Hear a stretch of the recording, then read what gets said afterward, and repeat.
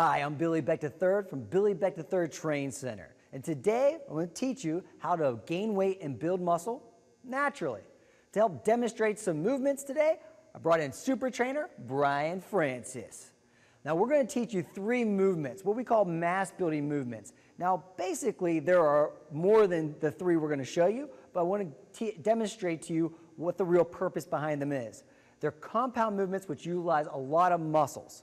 And when this occurs and you challenge yourself with these types of movements, your body produces more hormones that build muscles called anabolic hormones, like testosterone, growth hormone, and IGF-1.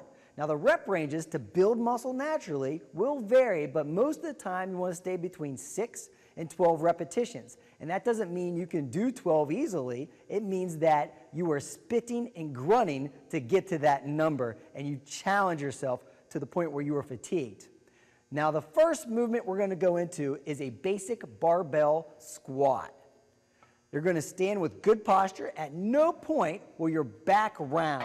You're going to squat down, let your hips go back, looking forward, and driving the hips up and forward. Now, this movement is often abused because people will load up the bar because their ego says, I need to lift a lot of weight, but then their range of motion suffers. You need to use a full range of motion to build all the muscle, not partial reps. Occasionally you can visit partial reps, but don't live there. Go ahead, Brian, rack the weight. The second movement is an old school barbell deadlift. Again, just like the squat, you're going to make sure your back is straight, your chest is high. You're going to take about a shoulder width stance, and you're going to take a staggered grip. A staggered grip means one hand's up and one hand's down. Here, you're going to want to be careful that you don't round your spine in the bottom position. You may need to set the pins so that doesn't occur, so adjust your range of motion accordingly, but be sure to challenge yourself. The third movement we're going to show you is a push press. It's going to work your shoulders, your triceps, and your upper chest.